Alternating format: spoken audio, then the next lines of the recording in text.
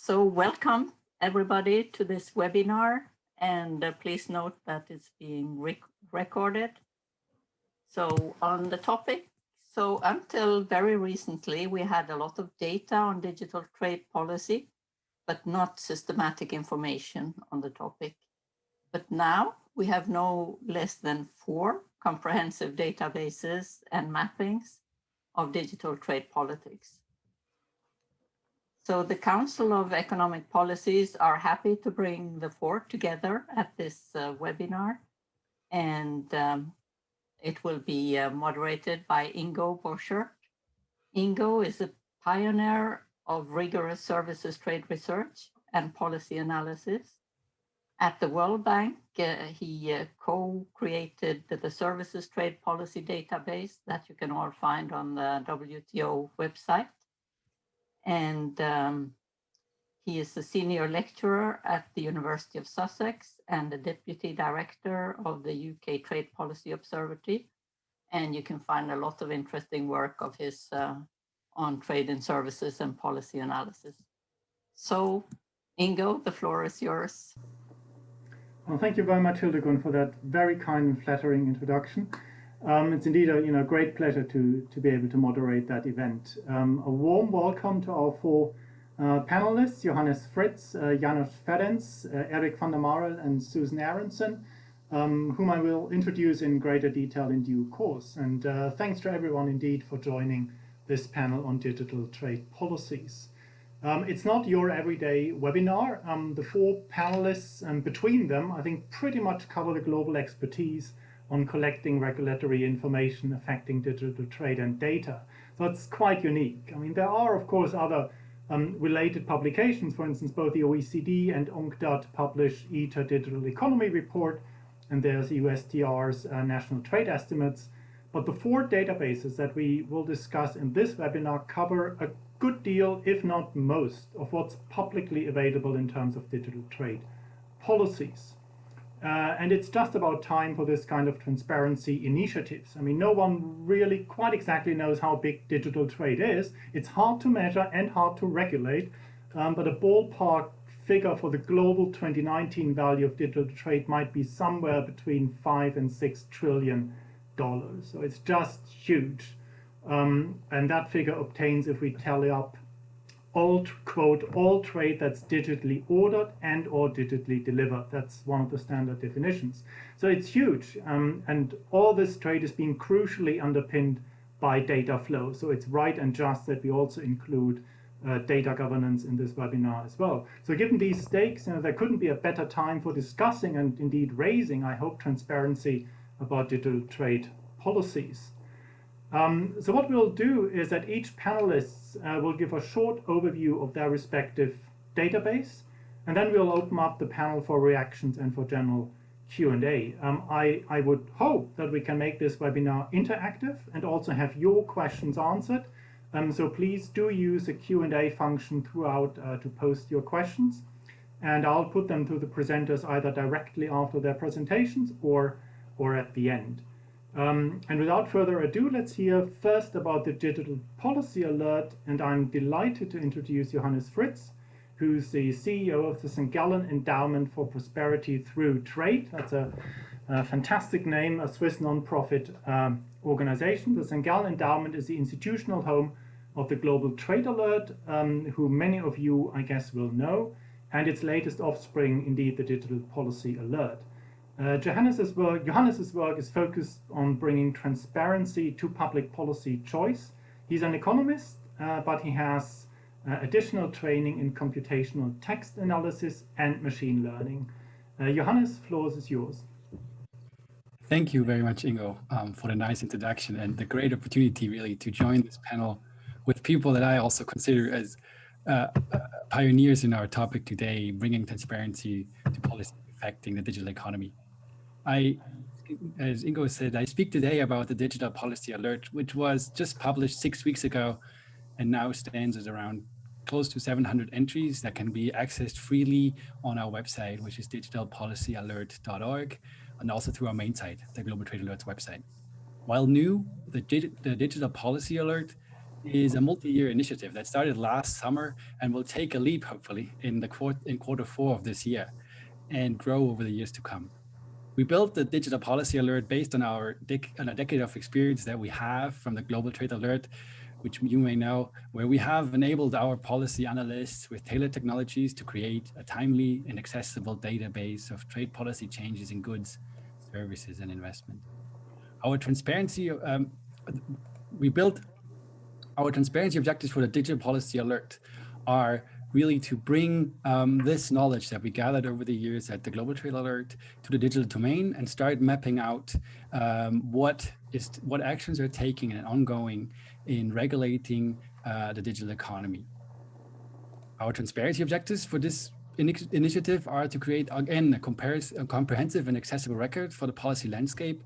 This includes coverage across 11 policy domains, from data governance to content regulation, competition policy, and classic economic policies that we know from the GTA, subsidies and trade policy changes. To capture this spectrum of activity in the digital domain, we believe it's vital to go beyond actions in the legislature to also exclude the executive and, in some cases, rulings in the judiciary, for instance, when there's a large reinterpretation of a norm or law. As the GTA, the digital policy alert is based on official sources. We are obviously informed analysts, news, and what's going on in the media, but we always aspire to track down the statement by the government or the official gazette and document it there and leave that on the site for the. In general, this is a global public good. Like the Global Trade Alert, we want to create a searchable, free, and portable record. It's all on the website. You can subscribe to it. You can take it with you in all formats that we can provide. And we update it timely as we document it on our site. Our new initiative, the Digital Policy Alert, has several purposes, but two clearly stand out, and these are reflected in the 2 data products that we are launching this year. The first data product is what you see on the right-hand side already. This is our current website, which is targeting users who are interested in the activity that's going on in regulating the digital economy as it occurs, get an overview, or notified when there are new developments through the notification service. It's available now on the GTA's website or digitalpolicyalert.org. It covers, again, like our full scope already. And it's crucial, though, what we do here is the words policy making process. We believe it's important to document the activity in the field, to not just go between the branches and across the branches, but also go start really from the very start of the policy-making process and document it all the way to its final legislation or removal. We believe so because in the digital economy, we are just at the cusp really of our knowledge about and there is high uncertainty about what needs to be regulated, how it needs to be regulated, and what the material trade-offs really are and side effects. And so for this uncertainty matters for us because it gives rise to unintended consequences like the fragmentation of the internet, even when policy is formed with the best intention and information available. With our first data product, the fast and early warning system, we want to characterize the regulatory process in its early stages to allow really interested parties to engage and speak up and help policymakers and regulators understand what the trade-offs are, who the proper regulated object is, and what those side effects could be. That means we track a bill through events, as we call them. So an event from the introduction of a bill, say in the US Congress, through its amendment, through its adoption, and its implementation. In this early warning system that's available on our website, we do this right now for the G20 and the European member states, so roughly 45 economies. We launched in the middle of April and now stand around, I'll say, close to 688 events that translate into a couple of hundred interventions or policy changes proper. We're eager to expand this geography in the future and go beyond those 45, and we will always announce when we can expand our proper coverage to economies like emerging markets. I announced we have 2 things going on this year. The big leap, our big project ahead, is the second data product, which targets those who seek to understand whether the internet is fragmenting, where the fault lines are, and how far the digital plates tectonic may have drifted apart already. We aspire to contribute to this important debate in the fourth quarter, when we will make publicly available detailed mapping of the regulations and policies that may affect the digital economy. We'll continuously update this mapping based on the information we gather in the early warning system. And again, make it publicly available, take it with you, make it comparable, so users can get an insight into what's going on and form an opinion. Our mapping shall offer the rich and searchable interactive descriptions that users of the Global Trade Alert are used to. It's an ambitious project, because as we'll sure get into this in the coming hour, this is a highly complex and high dimensional space that we are talking about. And so we have plenty of challenges ahead. But we hope that in the fall, we can enable users to understand their national policy choice in greater detail, and to contrast it to that of other jurisdictions or potential benchmarks. This is the first instance of the digital policy alert. You see a few mountains on the top right. Those go from the Matterhorn to the Kilimanjaro to the Everest. This is a multi-year project. We are embarking now. We are very excited to be in the Matterhorn. We are now approaching the Matterhorn, which will be climbed hopefully in the fourth quarter with the launch of our new product. We will then extend it through over the years to more countries, and deepening the historical record, going back in time to allow also research with a higher time dimension to be done in this area where we, as you said, we consider ourselves to be only at the cusp of knowledge. With this, I would hand it over to Ingo again, a short introduction to get the discussion going. Thank you for the attention. If you are interested in the digital policy alert, please go to our website and subscribe to the notification service, or reach out, because we are always keen to learn on how we can make it better accessible, what there is out there that we should have our eyes on, and just engage with users of the data. Thank you very much. Thank you very much, Johannes, for that great overview. Seems very apt that you have these three huge mountains up there as logos. It seems very ambitious indeed. Can I ask you perhaps on these 11 policy domains, on the spectrum of policies that you are covering? Now, I think one of the hallmarks of digital trade policies is that a measure that potentially affects digital trade is not necessarily a classic trade measure or trade policy measure. And so I'd be very interested to whether you could give us a few more details about, or examples at least, of what these policy domains are that the digital trade alert is covering. That would be great. Mm-hmm. Thank you for giving the opportunity. Yeah, the mountains are shading the ambition. In hindsight, I think we should have taken A76, which is the world's largest iceberg, because the deeper we go, the deeper it gets. And so in terms of the policy, what's really new for us is different from the Global Trade Alert, where you say we cover the classic industrial policy, trade policy domain. In the digital policy domain alert, we go into areas of content and intellectual property, the data governance sides. We start documenting those as well. We also go into competition law, or the its adjustment to big tech and other considerations. So this is a very different regulatory environment that we are used to in GTA, and this is something where, starting last summer, we reached out and tried to understand, and also had a really good look at the other people's work on this panel, just to understand how they approach the problem and what we can do to use our knowledge and provide a new blend for this. Super. Well, thank you very much, Johannes. There aren't any audience questions at the moment. I know the icebergs and the glaciers will soon be gone, so I think you're well advised to stick with the Matterhorn for the time being. So in that case, I think we are moving right along to Janos. If you could stop sharing your screen, Johannes, please. We would move on to Janos. Janos Ferenz is a trade policy analyst at the Trade and Services Division at the OECD.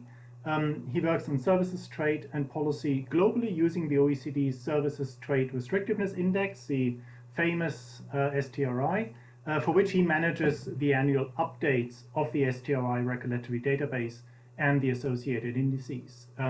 He has developed the OECD's digital STRI tool, and he's contributed to analyses of trade and market openness, cross-border data flows, and trade implications of these new technologies, including artificial intelligence. So it seems he's just the man. Janos, over to you.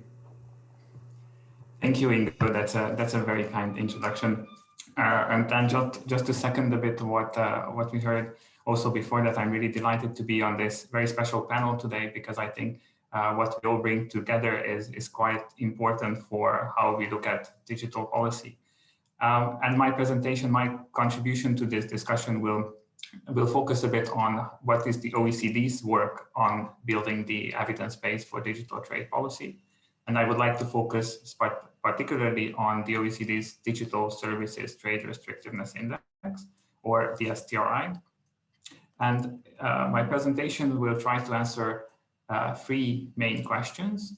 The first one is, what is the digital STRI? The second, how did we develop the STRI, and what does it tell us? So what is the digital STRI? Essentially, as you also mentioned, Ingo, this forms part of the broader STRI family, where the OECD's long-standing work on measuring the regulatory environment for services trade has been developed through this STRI tool that looks at barriers across 22 different services sectors and 48 different countries. The digital STRI is a subcomponent of this broader project, where we look at specifically barriers that affect digitally traded services. Essentially, there are two main components. The first one is a regulatory database that collects information from laws and regulations in a systematic and comparable way.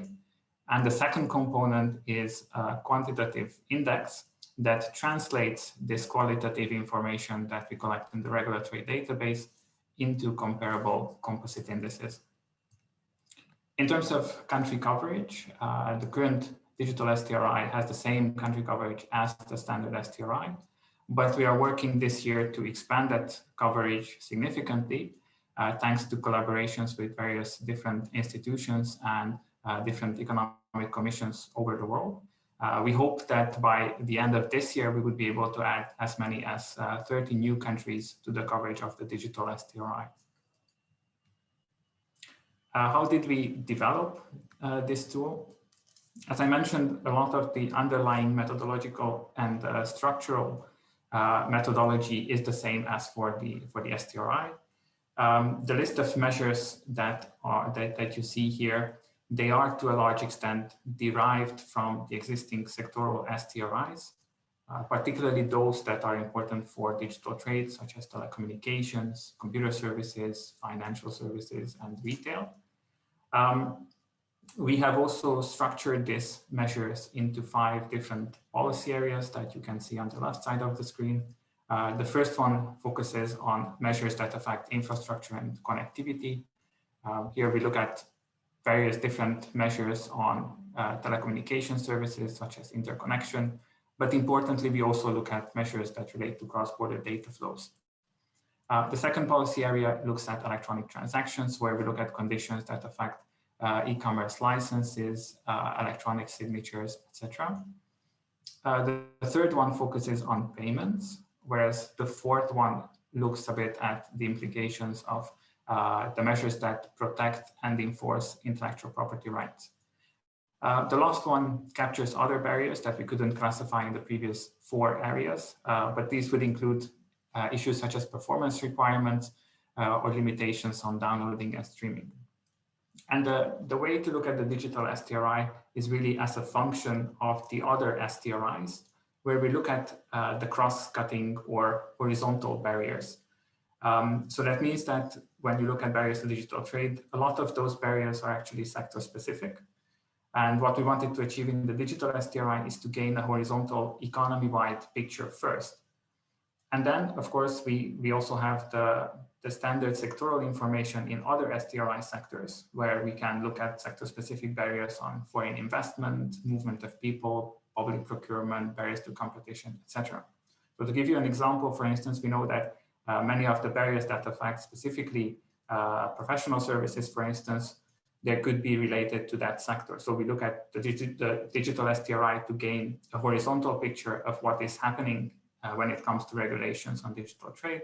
And we look at the sector-specific STRI for professional services to gain that fine detail, for instance, on other measures like licensing, etc. That would be sector-specific. In terms of data collection, the information in the regulatory database is collected by the OECD itself. We look at primary sources, regulatory databases. We don't use surveys or other means, but we look at all the information that we can publicly find on the internet. But we also undergo various data verification exercises, first by the country itself, and then also we have a peer review exercise whereby the countries have the opportunity to comment on each other's databases. Regarding the scoring, we apply a binary scoring, which is in line again with the STRI approach, where we assign zeros when we cannot find a specific barrier and the 1 if there is a specific barrier. This is also complemented with different hierarchies and logical connections between measures that are important to build into the scoring so that you reflect the different connections between these measures. For instance, in a specific case where there are stringent conditions on transferring data abroad, that might have implications for other type of services that really depend on data flows like payment services, downloading and streaming, etc. In terms of the weighting, we applied the standard STRI approach where we collected a weighting scheme that's based on expert inputs. This allows us to reflect better the relative importance of different measures across different policy areas. And the last point on data collection is about the annual update. So again, this is a very important component of the STRI where we want to keep this information up to date.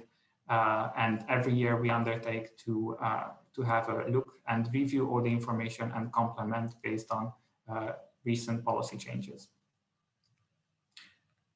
In terms of the existing tools, all the information are available on our website, and you can find different tools such as the online policy simulator. This has been by far the most popular tool that we have. And as you can see here, it's very easy to use, and you can find information for a country of choice per each of the 5 policy areas. And it also gives you the fine details regarding the regulatory information. So if you click on the little arrows, you would be able to go directly to the relevant laws and find also a short comment. You can also change the answers yourselves to see what would be the potential implication of regulatory changes, and also compare to other countries of interest or potential trade partners. So this is a very intuitive and easy to use tool that provides basically the entire digital STRI in a single window. Now, what does the digital STRI tell us? And I just want to share 3 brief messages. Firstly, what it tells us is that digital trade, while it's global, the regulations that govern it are not. And as you can see here, the regulatory landscape looks very fragmented across countries. And the gap between the country with the lowest level of regulatory barriers, so the lowest indicator, and the country that has the most stringent environment or the highest indicator, the gap between these two is really immense. If you zoom in a little bit, then it becomes clear that the most important barriers still remain with regard to infrastructures and data connectivity. So this is something that transcends across all the different countries. And the third message is about the evolution over time. And the digital STRI is available all the way back to 2014. So if we take that time span from 2014, we see an increase in the level of digital trade barriers, with the exception of last year, which was partially a result of the COVID pandemic, where governments have slowed down on imposing new barriers, and rather they have implemented more facilitation measures, for instance, on electronic signatures and electronic payments. And just to conclude on what's next for the digital STRI, we will continue the annual monitoring exercise of policy developments. We also want to provide more timely and more policy relevant analysis based on these tools. We are working to increase the interinstitutional cooperation. We have ongoing collaboration with several UN Economic Commissions and the WTO. And we are also expanding, as I mentioned, the country coverage and also enhancing our regional analysis. The OECD has, of course, a lot of other relevant work in the digital trade area. The most recent ones are these three that look at digital trade rules and regulations, mapping commonalities on cross-border data flows, and an interesting paper on trade in the time of parcels. So I'm going to stop there, and thank you very much for the opportunity to talk about our work on this. Thank you very much, Janos. This is obviously a very, very impressive effort, and I imagine you are having an army of people with you or under you, to pull all of this off. I think this is really noteworthy in a couple of respects. One is a peer review on the vetting. So you bind the governments in, and you can vouch sort of for the accuracy of the information. You aim for fairly high frequency updates, so the product will stay sort of relevant. And I think the OECD is obviously having a fantastic interface to reach out to various stakeholders. By far, not all of them would be researchers or academics using the quantitative part of the information, but all kinds of stakeholders from the civil society. So I think that having that interface, that the information is actually accessible, I think is very, very important. I think for want of time, we'd move right along to Erik, so that we don't eat too much into our discussion time. Our next speaker is Erik van der Marel. Erik is a senior economist at ECIPE. He's an associate professor at the Université Libre in Brussels, and he's a consultant economist at the World Bank. He's got deep expertise in digital trade, services trade, cross-border data flows, and associated digital services trade policy. Prior to his appointment at ECIPE, Erik's been teaching at the LSE in London, at the European University Institute, and the World Trade Institute.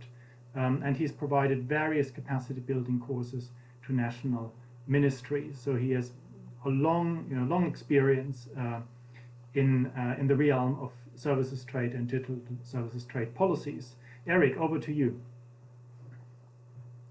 Yeah, thank you very much. Can everybody see my slide? Yeah, should I? Yes, we can. Yes, we can, but maybe you can switch to full screen. Yeah, hang on. Yeah, so here it is now. Yeah, so I'm going to tell you something about digital trade restrictiveness, how we initially measured, because as you can see, there are two other databases and indexes that have been updated in the meantime. And we at ECIPE started a year ago, or a couple of years ago, and so I will tell you something about this.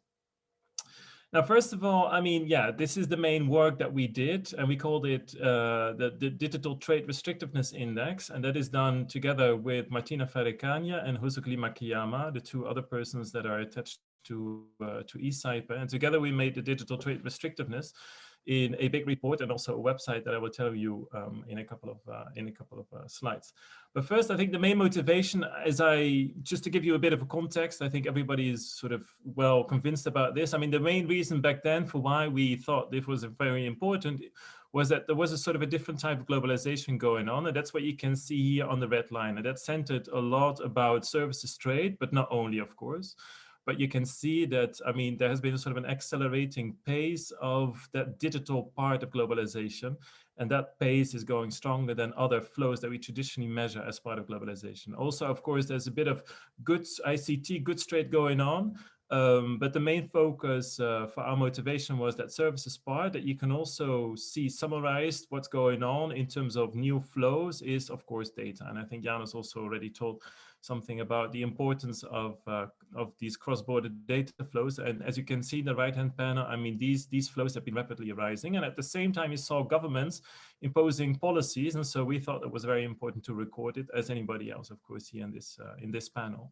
Now, it has resulted in this output. So we have a special website, ECIPE, called the Digital Trade Estimates. And the Digital Trade Estimates entry point website looks like this.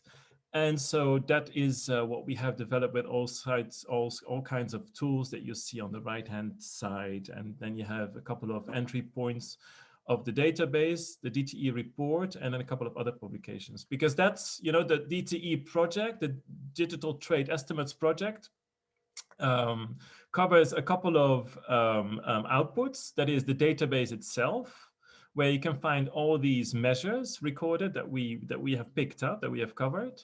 And then all these measures that you can find in the database, we have transformed them in an index, as much as, you know, the OECD has done.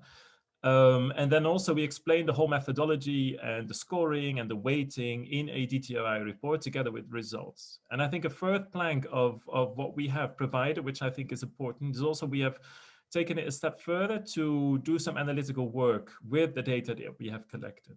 And so those 4 elements are really what you can find in the database. And that's what we have produced in terms of, yeah, the DTE project, but of course it points down to the DTRI, the Digital Trade Restrictiveness Index.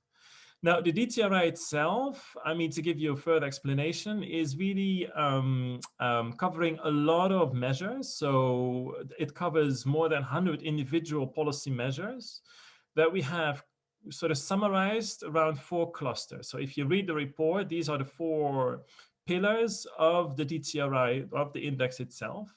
First is that we cover also a little bit of, you know, traditional trade measures such as tariffs that you can find on the fiscal restrictions next to a couple of other ones. Then you have the investment type of restrictions that we call altogether establishment restrictions. So, you know, restrictions on FDI in digital sectors, but also a little bit on IPR measures. Then I think what is the most important and sort of the real novelty of this index, also a big motivation for why we did it, was restrictions on data that is summarized and put together in a separate cluster. And then you have other sorts of restrictions, notably related to online transactions and e-commerce, that we have summarized on the trading restrictions. But again, you can see the asterisk, like under the restrictions on data, that is really the core part, I think, of this whole project. And also, like further on in my presentation, I mean, a lot of it is focused on these kind of restrictions. Now, this is what it looks like in terms of organization. So each of these clusters have their own chapters, for which we have recorded and categorized all these more than 100 restrictions that we have found.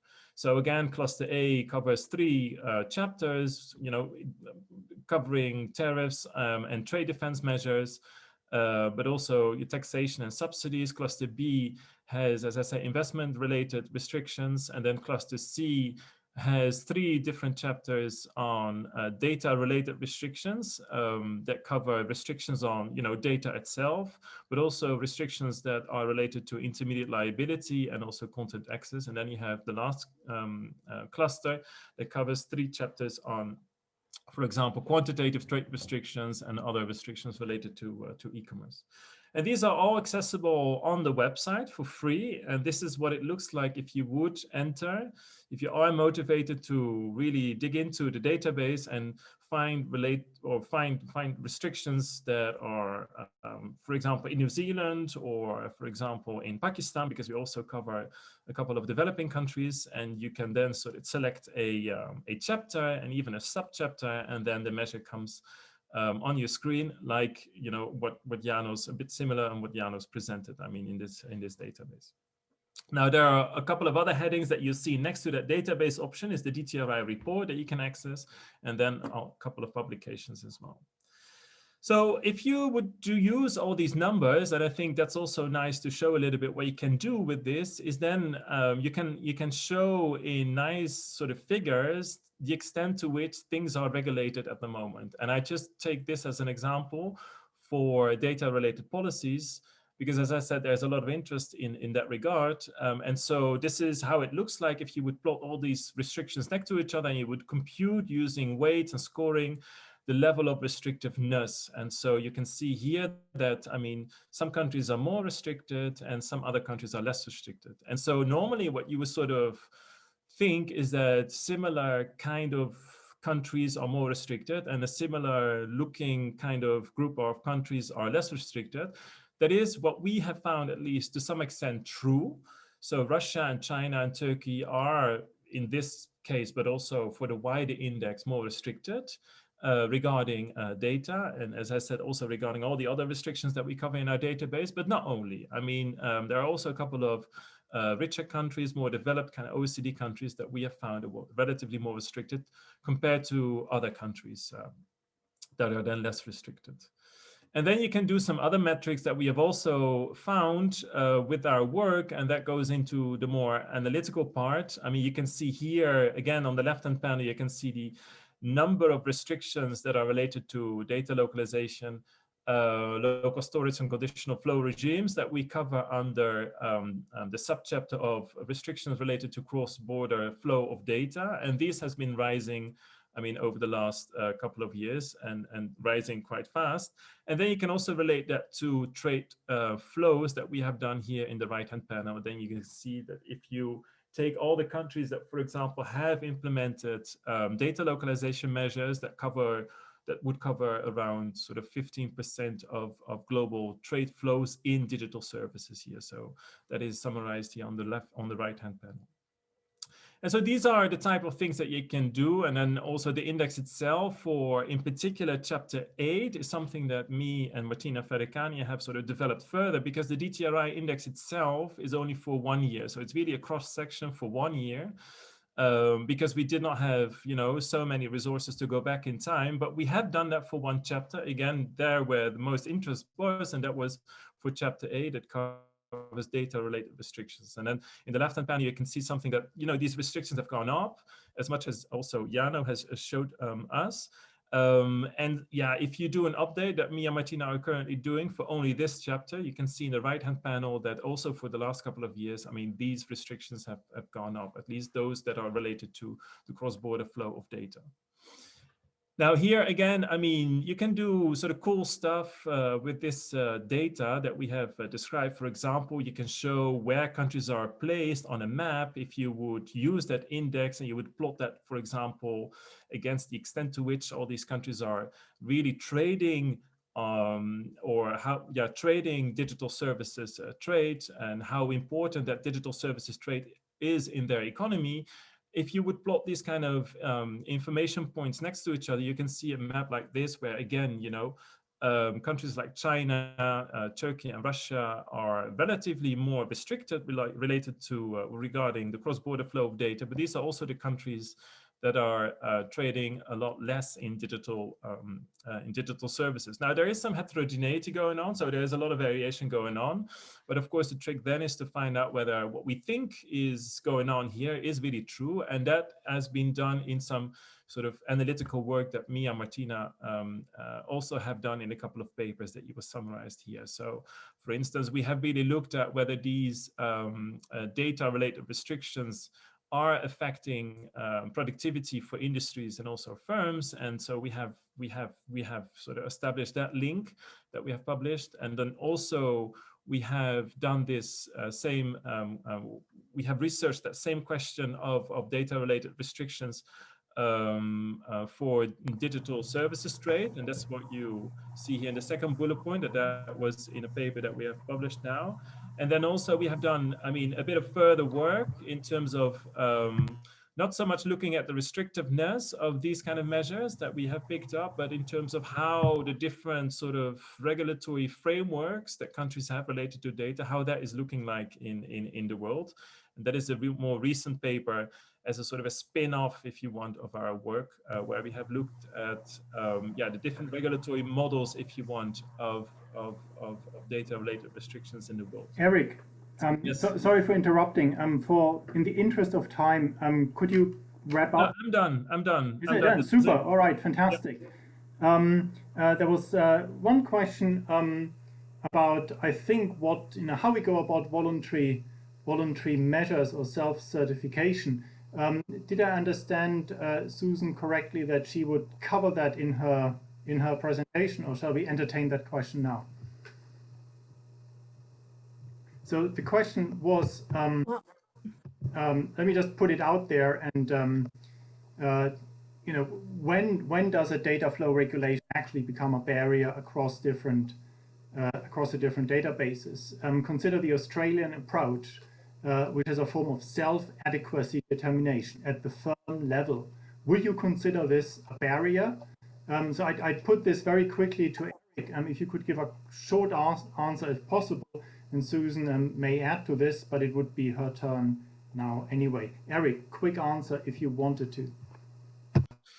I mean, what we have done is to really sort of try and develop certain criteria for which we have, for which we think that would be defined as restrictiveness. And so that is what you could see in one or two slides that I presented, where, for example, if there was a really data localization requirement for a certain type of information, then that is what we then sort of include in our database and also in our index. Now, there is, of course, I mean, a degree to which, I mean, some of these restrictions are more sort of burdensome for firms and others are less burdensome for firms. And that's also what we have taken into account with the scoring and the weighting. And so that is all there in the report. There is also a second side. I think what this question is referring to more or less is about some of these countries have different models of how to treat data if you want to send this abroad or not. And so that sort of refers to the different regulatory models. So one model has, for example, adequacy involved, whereas other models have not. That is not part of the DTRI. That's not part of our index, but that is part of a second step that we have done where we have mapped the different sort of regulatory systems, if you want. And that's what you could find in the last paper. Yeah, thanks, Erik. And I'm certainly glad that you were at least able to take one of your chapters, which is a data flow chapter, forward and update that, if not the entire database. That's great. Now let me move right along to Susan Aaronson. Susan is a research professor of international affairs at George Washington University and is a cross-disciplinary fellow and affiliate of GW's Institute for International Economic Policy. She's also a director and I guess a founder of the Digital Trade and Data Governance Hub, which aims to educate policymakers, the media, and the public about both domestic and international data governance issues. Susan's also a senior fellow at the Center for International Governance in Okay, Ingo, let's Canada. leave time for questions. It doesn't matter. Just because I really think that the key thing here is for us to provide the differences. So forgive me for being rude to you, but no one needs to. I was just going to say that you are one of the most eminent scholars we have on data governance. So go ahead. Okay, thank you for those kind words. This discussion as to what is a trade barrier is what motivated the project, because about 4 years ago, we did a survey internationally of what various people thought were barriers to cross-border data flows. And it proceeds from this notion that nations have to do two things, right? They have to protect their citizens from harm. And these days they have to create an enabling environment for data-driven innovation. So the point is they are going to regulate. And so at what point does it become a trade barrier? That our belief is that there will be these conflicts until nations come to terms and instead of relying on the exceptions, delineate what really is a barrier, we're going to have these problems. So what we wanted to do is to point out how much regulation is already happening and how much convergence, divergence there is. So that was the first thing. So what we did is we did a desk study. We only have 1 year of data, but we wanted to see how much governance is there of personal, public, and proprietary data at the national and international levels. We received funding from 3 different groups, and eventually we were able to cover 52 countries. And all of this is on our website. But we focused only on hard law. But I have to tell you that's pretty damn inadequate because there's been so much soft law and structural changes. And I just cite as example, two examples of structural changes would be almost every nation now, every data-driven leading economy has digital trade commercial service officers. They're, Denmark, the UK, Canada have data ambassadors. So there's been structural changes too. But in any case, we wanted to see, was there any correlations with income, things like that. What we found is every case study nation is regulating for all three types of data. I need to correct this. I'm not sure that no nation has a comprehensive or systemic approach. And that's what we're trying to define right now. But let me just get into the first findings. So we did find significant convergence on personal data protection laws. And what we defined as a comprehensive approach, which was very interesting. Did they govern both the public and private sector's use of personal data? And interestingly enough, we found not all wealthy nations have a comprehensive approach. On public data, there was a lot of convergence, except that we found many nations don't make their public data available in a machine readable format, which means it's harder to use it for data analysis. Okay, everybody knows there's increasing convergence in trade agreements. We wanted to look at things like interoperability and cybersecurity, which were aspirational things, whereas there is much more binding on electronic authentication, e-signatures and stuff like that. So again, we're not covering every country, but 52 countries. And, this was pretty high. So what does all this mean?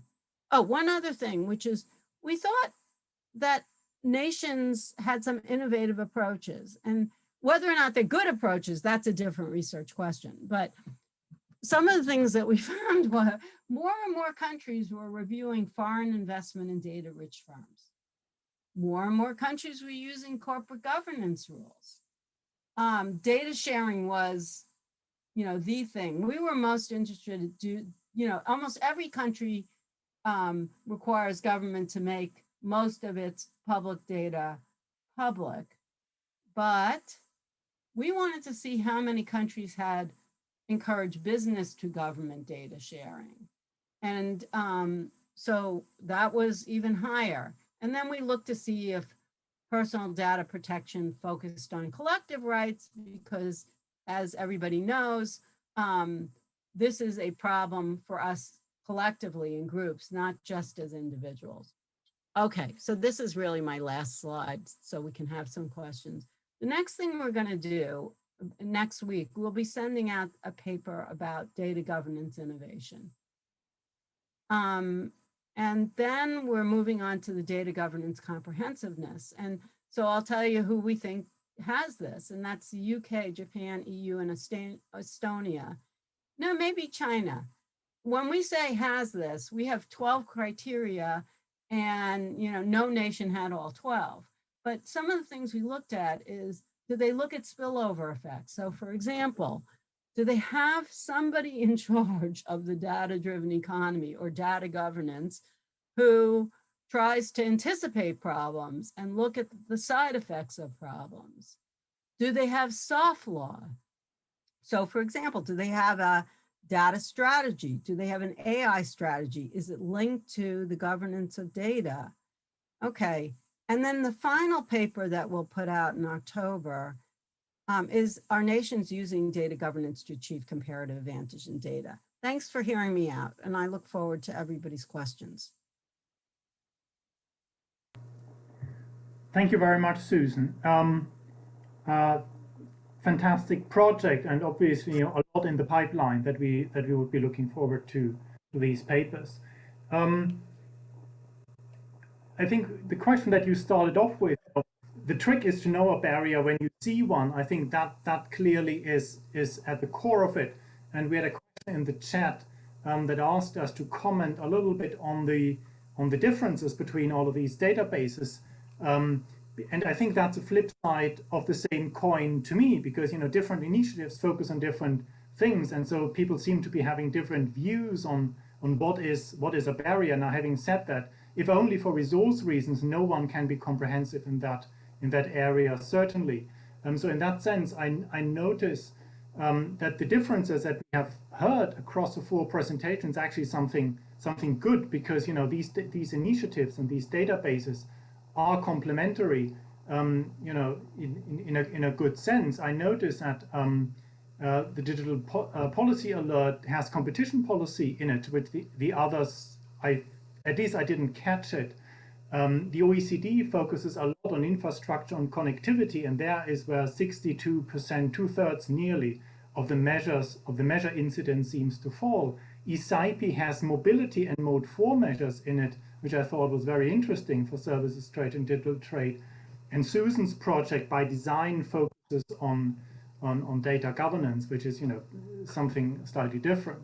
Can I stop waffling and put this out to the 4 panelists? Would you like to share your thoughts on, comment perhaps on the differences, but also what you see, what are these crucial barriers? When is a barrier to digital trade or data flows? Who wants to go first? I'll go first. Sure. I mean, I think in truth, there isn't, what our survey in 2019, so it's totally out of date, found is there isn't a consensus on defining what is a barrier to digital trade. We proceed from 2 insights. First, the data is different. So the regulation of data has to be different from the regulation of other goods and services regulated by trade agreements. Why? Because there are so many different types of data, and obviously there are lots of different types of services, but because data can be a public good, right? It can, it's essential to economic growth now, but policymakers don't know when it is an import or when it is an export, right? Location is very difficult to determine. So we need to think differently about how we regulate digital trade, but we also have to acknowledge, this is second insight, that nations have to regulate it in order to create that enabling environment and protect their citizens from harm. So the fact that there isn't a consensus leads me to believe that, and you look at what's happening at the WTO, which is some nations are bowing out. Why? They say, in India and South Africa say, we need to figure out our domestic regulations first before we can regulate it globally. And I think there's a lot of truth to that. Let me give you one other example. The EU has had the longest system of personal data protection, and yet it really doesn't have its house in order in terms of delineating how to regulate it. There's lots of cases involving this. It's been done unevenly by member states. So how do we go and say to developing countries that in a time of COVID, where they have to put resources towards protecting public health, they should put resources towards protecting personal data, when no one knows yet how to do that. So we're in the state where we're telling countries to regulate, but we're also, the richest countries, the most advanced in the digital economy, are saying this is a trade barrier. So their trade barriers are location, localization, and source code requirements. But what about other things that really distort the global internet, like internet shutdowns? So in any case, I think we need to think long and hard about how we regulate this at the national and international level, and not presume that the trade regime is going to get it right initially. Yes, and exactly as you say, Susan, I think these links have to be made. I think the OECD in their latest digital economy report has sort of mapped out which countries have a national AI strategy. But the ramifications or knock-on effects of what that might mean for national trade policy going forward is not at all obvious. Maybe it's my ignorance, but it's not that fleshed out. Does Erik, Janos, or Johannes want to chip in on that question? I would like to first I second Susan's observation from our scoping exercise that it's very hard to grasp what a barrier was, and so we currently set our eyes on, can we define something that is like a deviation from best practice or the norm, where we have different attributes. Like in the global trade alert, the attribute is, right, how do you treat foreign versus domestic firms? But here this is much more difficult. In most interesting cases, yes, as Susan says, there are some where this can be done, but the attributes that we are looking at is really also is how the policy process is transparent. Is there the ability to engage, and the outcome itself on how does it look different from what we see elsewhere? And so it's more the deviation from the norm, best practice, if you wish, that we are setting our eyes on. That's not the barrier, but that's the way we approaching it right now, since it's such a ambiguous topic. Yes, although the way I understood Susan is that it's not entirely obvious in certain areas what best practice is, because it's got pros and cons to it, right? So, but it's a very nice remark, Johannes, and it harks back to a question that we just got in the chat, that observed that most of the presentations, and I've been in my own work guilty in that for 10 years, that we try to put our finger on what is a barrier. But of course, what also matters is a facilitating environment, and I think that is what you were just alluding to, Johannes.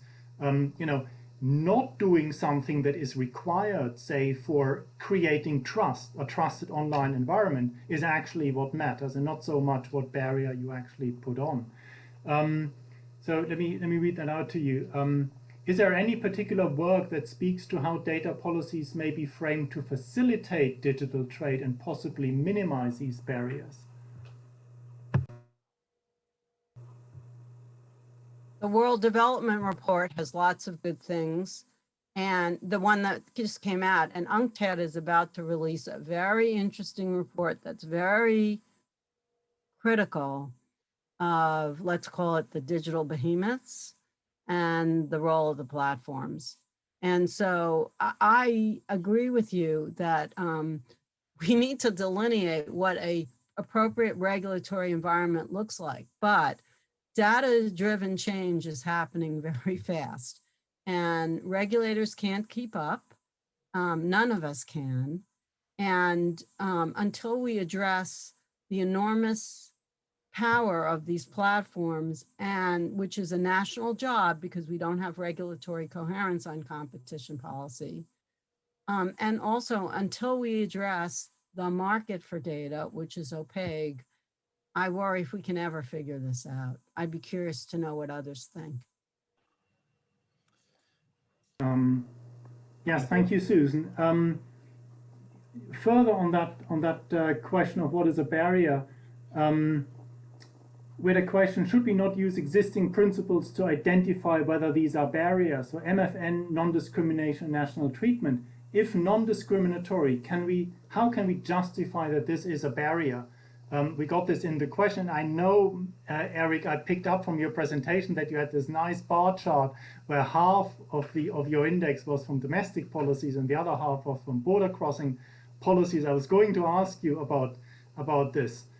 Is this really non-discriminatory versus discriminatory, and how can we just add it?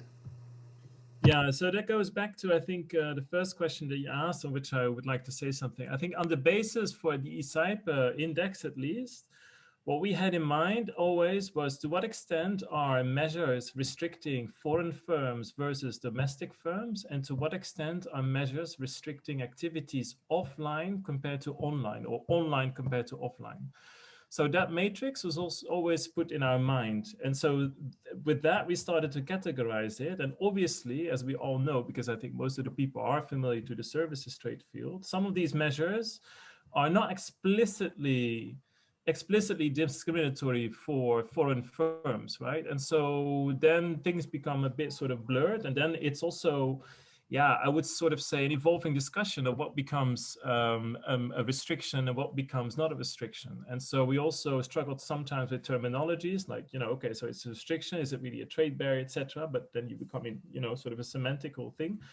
But I mean, that was always the underlying system for which we categorize things. And then it becomes also very difficult for new kind of stuff, right? So Susan pointed out to internet shutdowns. I mean, to what extent is that really discriminatory? To what extent not? And to what extent, I mean, you know, is it offline and online? Obviously, it's online, but how much does it affect offline?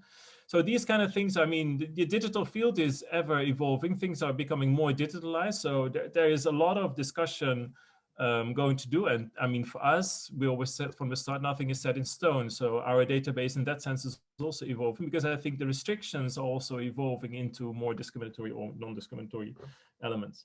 Now, there is another thing that I would like to pick up on. A question is whether also the sort of the more positive elements of a policy is picked up in the database. For us, yes. So it's something, if a certain type of policy is absent that could accommodate trade, for example, a framework for online consumer protection, then we also cover that in our database. Yeah, I think that this is very pertinent indeed. Now, I realize just about when we get into full swing of a good discussion, we are coming up to the full hour. So I think our time, unfortunately, is over. Janos.